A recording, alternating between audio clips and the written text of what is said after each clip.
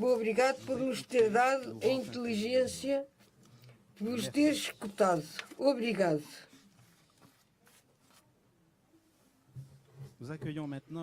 Agora acolhemos o Padre Jacinto Farias.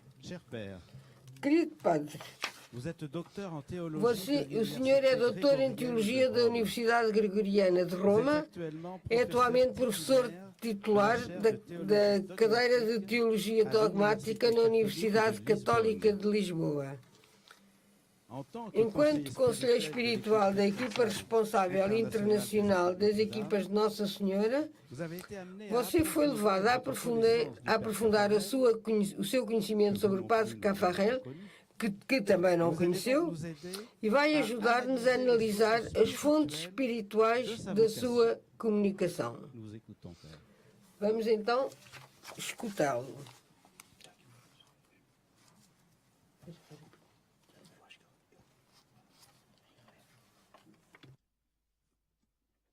Muito obrigado pela apresentação.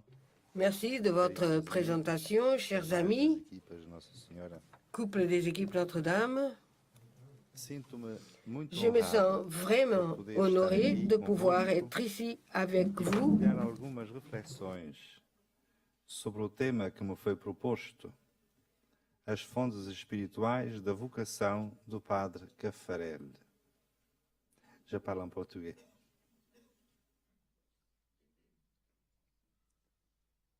Agradeço a confiança que a organização deste colóquio pôs em mim para fazer esta breve comunicação e particularmente a Monsenhor Fleischmann e ao secretariado do colóquio pelos elementos que puseram à minha disposição, a partir dos quais organizei a minha exposição, que vai desenvolver-se em dois momentos. O primeiro sobre a vocação contemplativa do Padre Caffarel e o segundo sobre as origens, a origem das equipas, para as ajudar a fazer a experiência de Deus. A vocação contemplativa do Padre Caffarel, um monge falhado. Na revista Panorama Aujourd'hui, o Padre Caffarel fala da sua conversão, quando Jesus Cristo se tornou alguém para ele. Naquele longínquo dia de março, soube que era amado e amava, e que daí em diante, entre ele e mim, isto seria para a vida. Tudo estava lançado. Esta experiência da descoberta do amor pessoal de Jesus Cristo por ele foi de tal modo forte que ele considera aquele dia como verdadeiramente o dia do seu nascimento. A minha infância começou aos 20 anos. Naquele momento, tudo estava lançado. Pensou dedicar totalmente a sua vida à oração, retirando-se para um mosteiro, a Trapa de Dombe, onde ele pediu para ser admitido. Mas, de facto, isso não aconteceu por causa do seu diretor espiritual, do qual não conhecemos o nome, que lhe aconselhou adiar esta entrada. E se fizesses primeiro alguns anos de seminário? Rendi-me às suas razões e esperei que chegasse a hora. Quando chegou, ele pediu-me que aceitasse um novo adiamento. Espera para seres padre daqui a 2 anos. E, finalmente, não consegui obter a luz verde. No entanto, estou persuadido que não era uma ilusão o que eu considerava então como a minha vocação.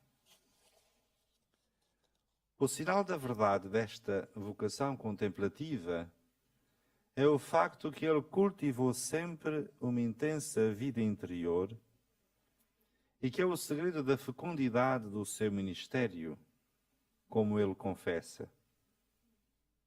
Mas finalmente compreendi que se tratava de uma astúcia do Senhor.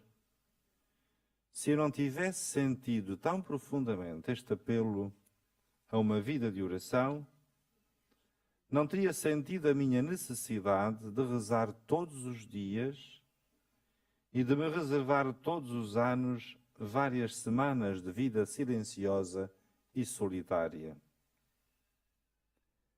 Temos um testemunho do padre Caffarel sobre esta saudade do mosteiro numa conversa com Jacques Chancel.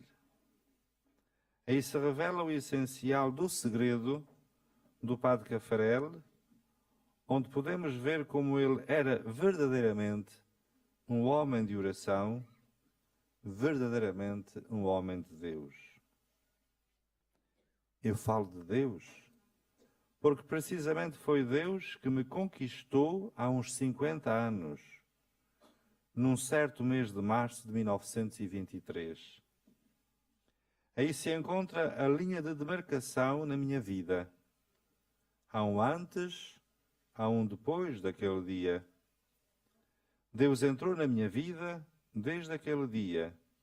Eu estou ao seu serviço. Quando lhe perguntam se ocupar-se somente de Deus não implica esquecer-se do resto e das questões importantes, aliás, para a vida do homem e do mundo, ele responde: se eu me interesso por Deus, interesso-me por tudo, porque tudo está em Deus e porque Deus é a origem de tudo. E eu penso precisamente que somente os que se interessam por Deus podem dizer que se interessam por tudo. A questão existencial fundamental para o padre Caffarel é ser fiel a Deus. Aquele momento original onde tudo foi lançado, quando ele tomou consciência de ser amado por Cristo. Nunca me preocupei em ser fiel a mim mesmo. Preocupei-me em ser fiel àquele que me tinha conquistado e nunca me gabarei de lhe ter sido sempre perfeitamente fiel. A fidelidade perfeita é algo impossível, é algo para que se tende. A fidelidade é uma exigência do amor e, de facto, quando não era fiel, o meu amor não me deixava tranquilo. Era por isso que ele se considerava, pelas circunstâncias providenciais pelas quais a sua vida foi conduzida, um monge falhado. Porque ele tinha a certeza, no momento da sua conversão, que a trapa seria o seu lugar, que lhe estava, aliás, reservado, mas que no fim, deixando-se levar pela providência, reconhece que o mosteiro se encontra dentro de si mesmo. E eu penso que devia talvez fazer o que faço, mas guardar no fundo de mim mesmo esta saudade. Se bem que eu tenha em mim um mosteiro e me retiro neste mosteiro. O padre Caffarel viveu o mosteiro cultivando uma intensa vida interior de oração e de contemplação, vividas algumas vezes como um combate. Mas estava convencido de que os homens que rezam são os pulmões da humanidade. Uma influência notável sobre a vida do padre Caffarel foi a do beato Vladimir Guica, príncipe romeno, convertido ao catolicismo em França em 1902, morto mártir do comunismo em Bucareste em 1954, beatificado em 2015. Ordenado sacerdote em 1923, funda em Auberive, junto de Langres, uma espécie de seminário para vocações diversas, adultas ou precoces. O jovem Caffarel viveu lá 2 anos, de 1926 a 1928. O padre Guica dizia aos que entravam em Auberive. Só se entra aqui por amor de Deus e só se permanece aqui por amor de Deus. Fórmula que o padre Caffarel havia de retomar para as equipas. A única intenção válida para entrar e para se manter nas equipas é Deus. Vem-se às equipas por Deus, permanece-se nas equipas por Deus.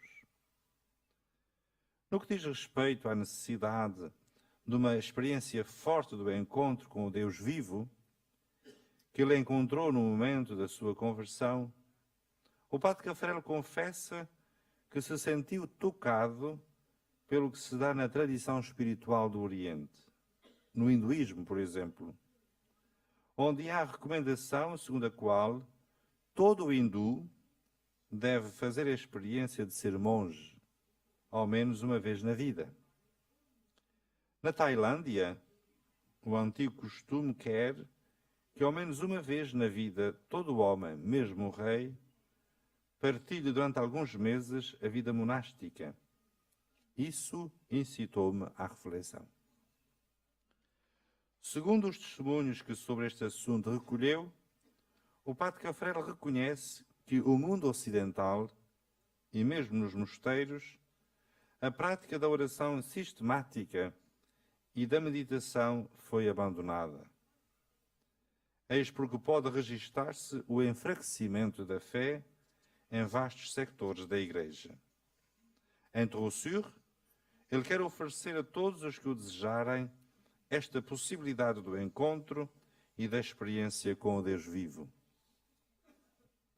É preciso seriamente refletir sobre o programa de vida e propor aos homens e mulheres que, sentindo-se chamados a ser monges uma vez na sua vida, pedirem para fazer esta experiência. Tudo está por inventar, reconheço-o. Mas como poderia ser apaixonante uma tal procura?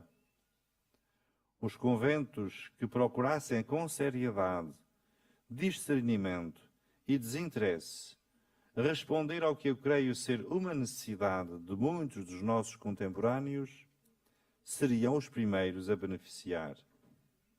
Enquanto esperamos que outros mais competentes se lancem nisto, vamos tentar um primeiro ensaio na casa de oração em Trossur. Aqui está o que diz respeito à casa de Trossur, cuja importância na peregrinação espiritual do padre Caffarel me parece evidente. Ele deixa as equipas, não porque já não acredite no seu carisma, nem na sua mística, mas movido por um impulso interior de realizar aquele profundo apelo do seu coração de ser totalmente para Deus, em Deus e por Deus. As equipas.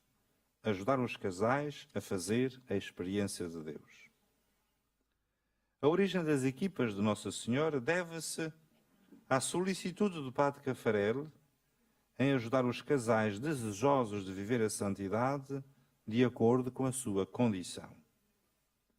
Mas é muito interessante registar que a necessidade de dotar os grupos, como se designavam no começo, ou as equipas, cuja designação é consagrada pela Carta, promulgada a 8 de dezembro de 1947, na cripta de Santo Agostinho, encontra a sua inspiração na tradição religiosa e monástica, cujo segredo da perseverança era a existência de uma regra, de uma metodologia e de uma pedagogia da santidade.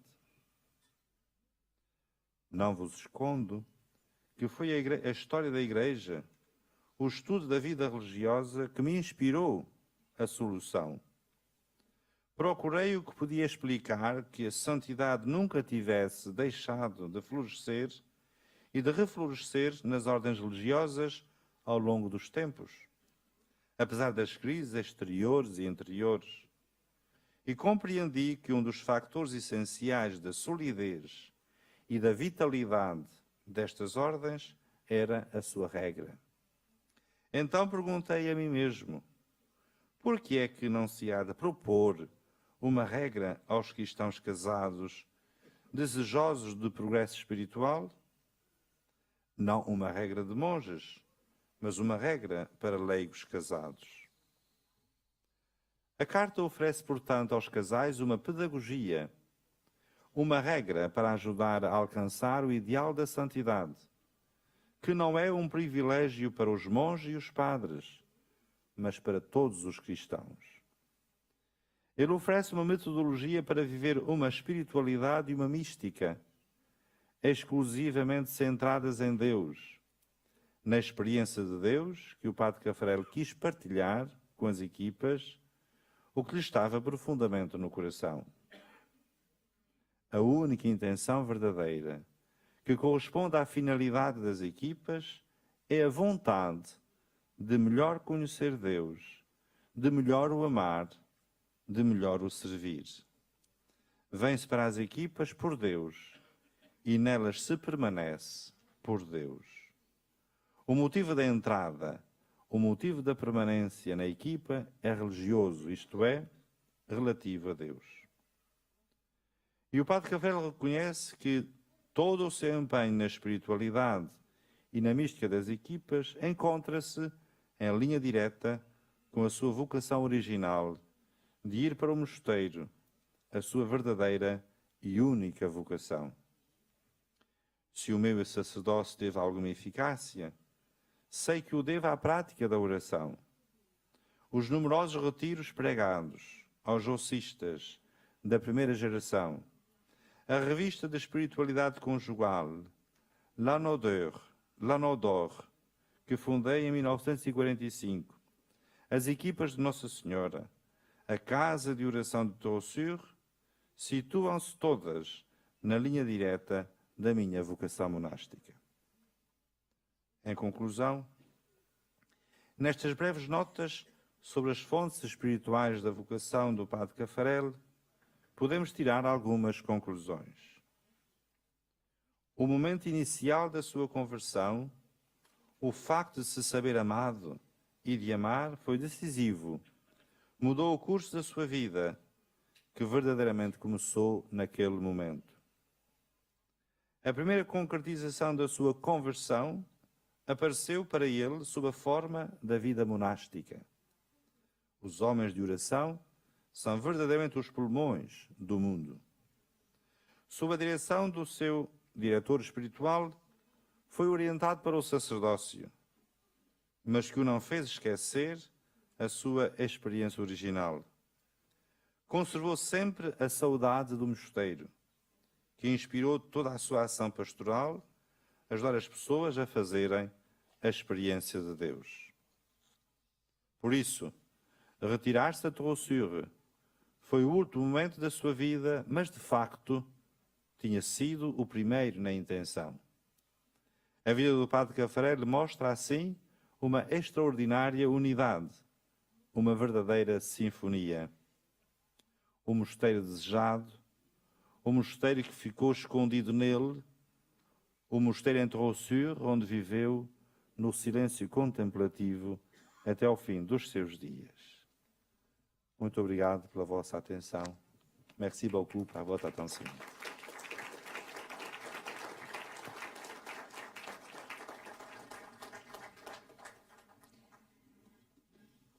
Merci, cher Père Farias, de nous avoir si bien montré Obrigado, querido Padre Farias, de nos ter mostrado tão bem quanto o Padre Caffarel